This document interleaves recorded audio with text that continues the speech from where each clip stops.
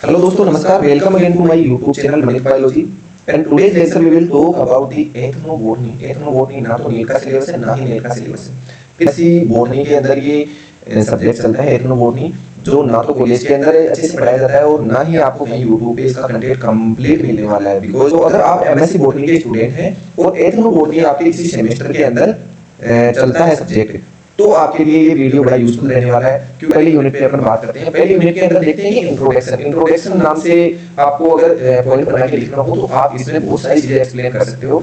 एथनोबोटनी क्या है? कभी आपने सोचा है कि हमारे घर पर जो घरेलू नुस्खे होते थे पेड़ पौधों से, या फिर बोलते थे कि यहाँ पर चोट लग गई है तो ये चीज लगा लो, यहाँ पर आपको पेट दर्द हो रहा है तो ये चीज लगा के ये चीज खा लो, आप इससे ठीक हो जाएगा। ये सारी सब चीजें इतनी सटीक कैसे होती थी? या फिर जो आदिवासी लोग थे वो हेल्थ ट्रीटमेंट्स प्लांट से कैसे कर लेते थे? ये चीजें इतनी सही कैसे होती थी? इन सब का जवाब मिलता है आपको एथनोबोटनी के अंदर। आपके सारे सवाल जो है प्लांट से जो ट्रीटमेंट होता है डिजीज का, बहुत सारी कंपनियां डाबर है, हिमालय है, ये चीजें बहुत सारे हर्बल प्रोडक्ट बनाती है। इन सब का रिप्लाई मिलेगा आपको एथनोबोटनी। एथनोबोटनी के अंदर क्या स्टडी किया जाता है कि प्लांट और ह्यूमंस के बीच में जो रिलेशनशिप है ना, उसको स्टडी किया जाता है। ठीक है, उसको क्या स्टडी किया जाता है? जैसे कि बहुत सारी जनजातियां हैं जो प्लांट्स को अलग अलग काम में लेती हैं। जैसे कोई जनजाति है वो घर बनाती है बेम्बू से। बेम्बू एक प्लांट है जिनसे वो घर बनाती है। आपने बहुत सारे घर देखे होंगे हमारे आसपास भी, जहां पर झोपड़े छप्पर लोग ये चीजें प्लांट से बना लेते हैं। ठीक है, फिर कोई लोग हैं, कोई लोकल कल्चर के लोग हैं जो नीम की पत्तियों को मेडिसिनली यूज लेते हैं, मेडिसिन के रूप में यूज लेते हैं।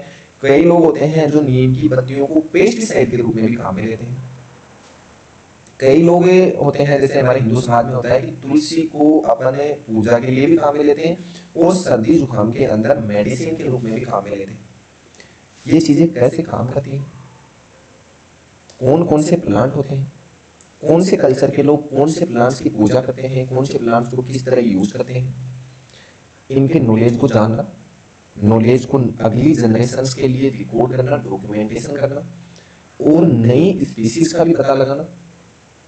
कौन कौन सी ऐसी प्लांट्स की स्पीसीज होती है जो ऐसे ऐसे काम में आती है, इन सब की स्टडी एथनोबोटनी के अंदर अपन कर सकते हैं। ना कि सिर्फ प्लांट्स को खाने के काम में लेते हैं, प्लांट से फल वगैरह मिलते हैं, इतना ही नहीं है, प्लांट से कल्चर के भी काम में आती हैं। बहुत सारे ऐसे आपको मिल जाएंगे प्लांट्स जिनको अलग अलग कल्चर में अलग अलग पूजा के रूप में भी काम में लेते हैं।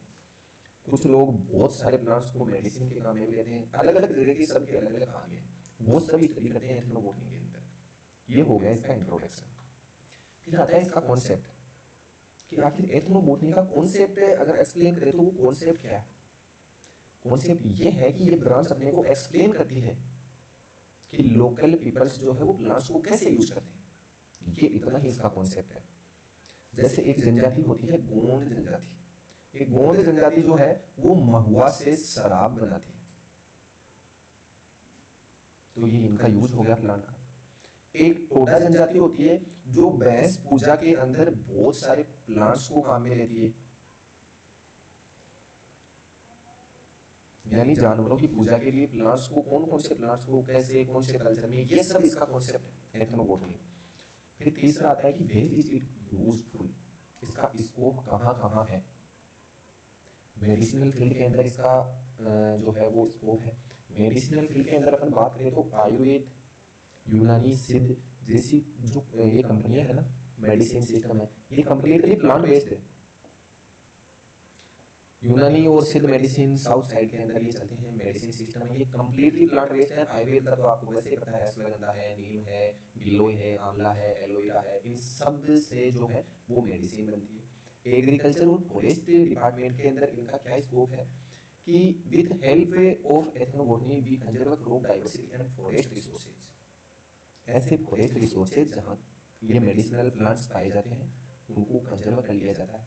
एग्रीकल्चर के अंदर कोई स्पीसीज है उसकी अपन क्रॉप जो इम्प्रूवमेंट है क्रॉप का वो बढ़ा सकते हैं, डाइवर्सिटी को कंजर्व कर सकते हैं, ये एग्रीकल्चर के अंदर। इंडस्ट्री के अंदर देखा जाए अपन लाइक इकोनॉमिक, उसके अंदर देखा जाए तो हर्बल ड्रग्स हैं, कॉस्मेटिक है, ये कंपनियां है ना, जैसे पतंजलि है, डाबर है, ये वैद्यनाथ है, हिमालय है, ये कंप्लीटली जो ये नॉलेज है एथनोबोटनी के रिपोर्ट्स है उनका यूज करके मेडिसिन बनाती है, कॉस्मेटिक्स बनाती है। ये इंडस्ट्री के अंदर इसका स्कोप हो गया। ट्राइबल लाइव्स यानी ऐसी जनजातियां हैं जिनके अंदर इनकम का और कोई सोर्स नहीं है, वो लकड़ियों से ऐसी घरेलू यूजेज की चीजें बनाती हैं और उनको सेल करती हैं, हर्बल ट्रेड्स बनाती हैं, कुछ प्रोडक्ट्स बना लेती हैं, हनी वगैरह जो हैं वो जंगल वगैरह से, पेड़ पौधों से वो कलेक्ट कर लेते हैं, उसको बेच लेते हैं, गोंद वगैरह है वो बना लेते हैं, पेपर वगैरह है वो भी बहुत सारे प्लांट से बनते हैं, फाइबर्स हैं वो बनते हैं। ये सारा हो गया लाइवहुड। फिर आता है कंजर्वेशन में।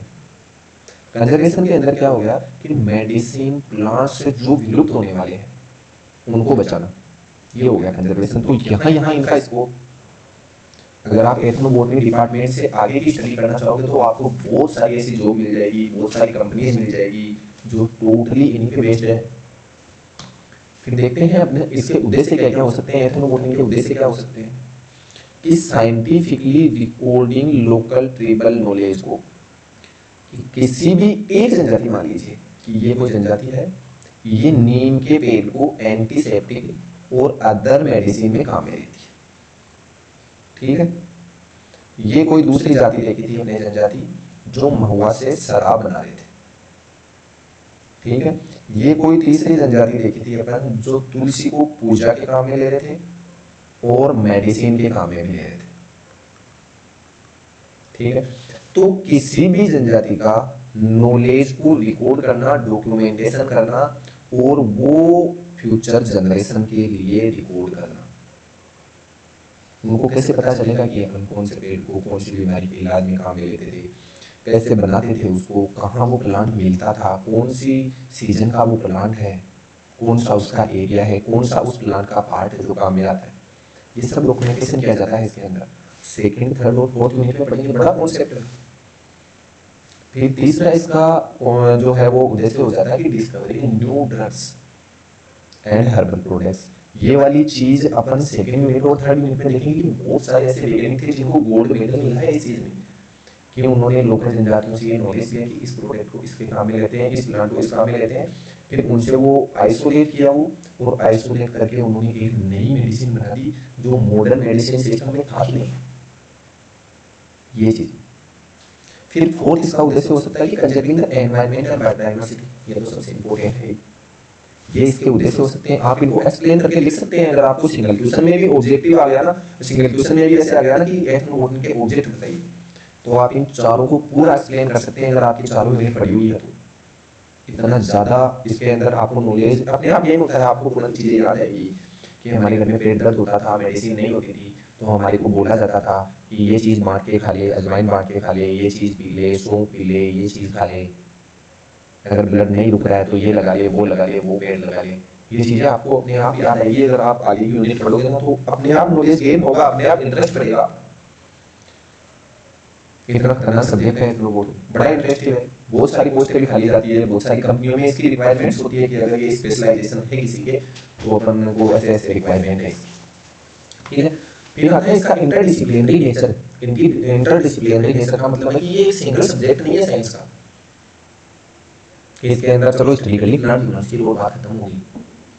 इसके अंदर साथ में ऐसे होता है कि अपन जिस जनजाति से किसी पेड़ के बारे में या फिर किसी अदर प्लांट के बारे में डिस्कस करने जाते हैं तो उनका कल्चर पता चलता है हमें, और वो कल्चर रिकॉर्ड करना होता है कि उस जनजाति के लोग ऐसे प्लांट्स को पूजा के काम में लेते थे, ऐसे कल्चर के काम में लेते थे। ये होता है एंथ्रोपोलॉजी सब्जेक्ट। फिर pharmacology, making medicine from plant, plant से मेडिसिन बना रहे, वो वाली ब्रांच। फिर इसका नेचर होता है एग्रीकल्चर, क्रॉप इम्प्रूवमेंट, जो हमने बात की पहले भाई, इनकी डिटेल से बातें होंगी बहुत सारी अलग अलग यूनिट के अंदर, फिर से आएंगे ये चारों यूनिट के अंदर, लेकिन बड़ा इजी है। फॉरेस्ट्री के अंदर देखा था आपने कि प्लांट रिसोर्सेज को कंजर्व करना। फिर हिस्ट्री, हिस्ट्री कैसे स्टडी हो जाता है वो बताता हूँ मैं आपको। हिस्ट्री ऐसे स्टडी हो जाता है कि अपन पूरे एशियन प्लांट्स के बारे में या फिर ग्रंथ्स के बारे में पढ़ेंगे ना, जैसे वेद वगैरह थे, ये चीजें, तो उनके अंदर आपको पहले से पता चलेगा कि इस प्लांट के बारे में लोग ऐसे काम में लेते थे, इसको इस यूज में काम में लेते थे, इन चीजों के रूप में इन प्लांट्स को काम में लेते थे। तो हिस्ट्री भी आपको डिस्कस करनी पड़ेगी अगर आप एथनोबोटनी के स्टूडेंट, कौन से प्लांट की क्या स्टडी रही है पहले से। फिर आता है इसका क्लासिफिकेशन। क्लासिफिकेशन के अंदर इसको चार जो है ब्रांच है उसके अंदर डिवाइड किया गया है। 4 कैटेगरी में रखा गया है, एक मेडिसिनल फील्ड, एक इकोनॉमिक फील्ड, एक कल्चर वाला फील्ड और एक इकोलॉजी वाला फील्ड। जो अपन ने चारों पहले से डिस्कस किया वही चीजें आ रही है। प्लांट यूज फॉर मेडिसिन, ये हो गया medicinal field. Daily use, cotton वगैरह ले रहे हैं प्लांट से, ऑयल वगैरह ले रहे हैं, ये इकोनॉमिक यूज में हो गया। ठीक है।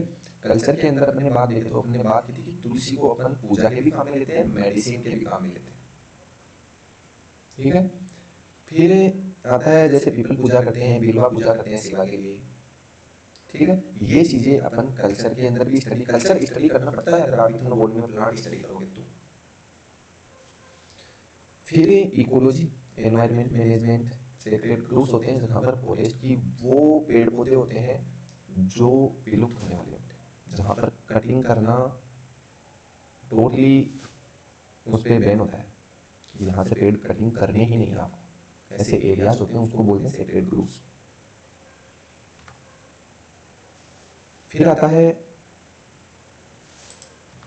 कंट्रीब्यूशन। कंट्रीब्यूशन देखे तो जो जॉन विलियम हर्सबर्गर थे उन्होंने सबसे पहले एथनोबोटनी नाम दिया, बस इतना ही याद रखना है। फिर एस के जैन थे जो फादर ऑफ एथनोबोटनी, इंडियन एथनोबोटनी है उसके फादर बोलते हैं एस के जैन को।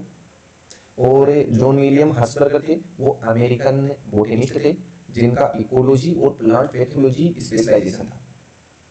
इन्होंने 1895 में एथनोबोटनी वर्ड दिया था, टर्म दी थी। बस ये 2 याद रखने हैं, बाकी आप याद रखो तो रखो, नहीं रखो तो मत रखो। फिर है सेंटर्स, यानी इंडिया के अंदर सेंटर बोले या फिर अपन बात करें कि रिसर्च प्रोजेक्ट चलाए गए थे जिनके अंदर प्लांट्स को कंजर्व करने के लिए स्टडी किया गया था, रिकॉर्ड करने के लिए। ये था all India coordinated research project of ethnobiology और दूसरा था foundation for utilization of local health tradition. जो all India coordinated research project था इसके अंदर लगभग 27 से ज्यादा रिसर्च सेंटर ओपन किए गए थे, 400 से ज्यादा जनजातियों को स्टडी किया गया था और लगभग 10,000 से ज्यादा प्लांट स्पीसीज को रिकॉर्ड किया गया था। वो जो foundation of utilisation of local health tradition है इसके अंदर भी यही था कि प्लांट्स को जो मेडिसिनल प्लांट है इनको कंजर्व करना, ट्रेडिशनल नॉलेज को रिवाइव करना। ठीक है। ये इनका कंट्रीब्यूशन देख सकते हो आप कि जो all India coordinated research project था उसके अंदर 27 से ज्यादा रिसर्च सेंटर थे, 400 ट्राइबल कम्युनिटीज को स्टडी किया गया था और 10,000 से ज्यादा प्लांट स्पीशीज को रिकॉर्ड किया गया था। ठीक है। फिर ये जो foundation for revitalization local health tradition था इसके अंदर भी ये था कि लोकल ट्रेडिशन आयुर्वेद वगैरह को प्रमोट करना है, ये चीजें अपना डाटाबेस बनाना है। ये वो importance in Indian medicinal system, इसके अंदर कुछ मेडिसिन सिस्टम्स हैं और कुछ संस्थाएं हैं जो अदर कंट्रीज में इंडियन आयुर्वेद या फिर हर्बल प्रोडक्ट्स को प्रमोट करती हैं। ये सिद्ध मेडिसिन सिस्टम हो गया, ये आयुर्वेदा हो गया, ये यूनानी हो गया, ये है मेडिसिन सिस्टम। और ये है संस्थाएं जो अदर देशों में इंडियन जो हर्बल मेडिसिन है उनको प्रमोट करती है। ठीक है। ये हो गया इंपोर्टेंस इन इंडियन मेडिसिन में। फिर इसका इम्पैक्ट देखते हैं, इम्पैक्ट ऑफ एथनोबोटनी हर्बल इंडस्ट्री पे क्या इम्पैक्ट पड़ा है कि जैसे डाबर, हिमालय, पतंजलि, वैद्यनाथ, ये जो कंपनियां हैं ये टोटली एथनोबोटनी का जो डाटाबेस है ना उसी पे बेस्ड है। एग्रीकल्चर के अंदर देखें तो क्रॉप वेराइटीज अपन प्रोटेक्ट कर सकते हैं। फॉरेस्ट के अंदर देखें तो अपने बहुत सारे ऐसे पेड़ पौधे होते हैं जिनसे ट्रेडिशन वाली वो सॉरी इकोनॉमिक वगैरह दृष्टि से देखा जाए वो चीजें जैसे गम है, रेसिन्स है, फाइबर्स हैं, कागज वगैरह है, ऐसे प्लांट्स है, रबर वगैरह है, ऐसे प्लांट्स है उनको अपन कंजर्व कर सकते हैं।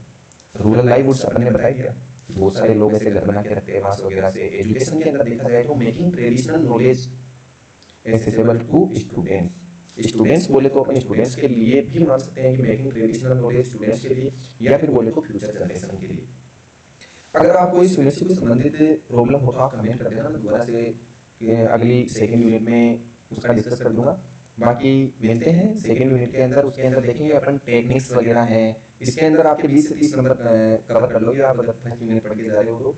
बाकी उसके अंदर टेक्निक्स हैं, मेथड्स हैं, वो अपन डिस्कस करेंगे, इससे भी कम टाइम में डिस्कस कर लेंगे। चलिए थैंक यू सो मच, तब तक के लिए धन्यवाद। मिलते हैं अगले वीडियो में सेकंड यूनिट के साथ में, तब तक के लिए थैंक यू सो मच।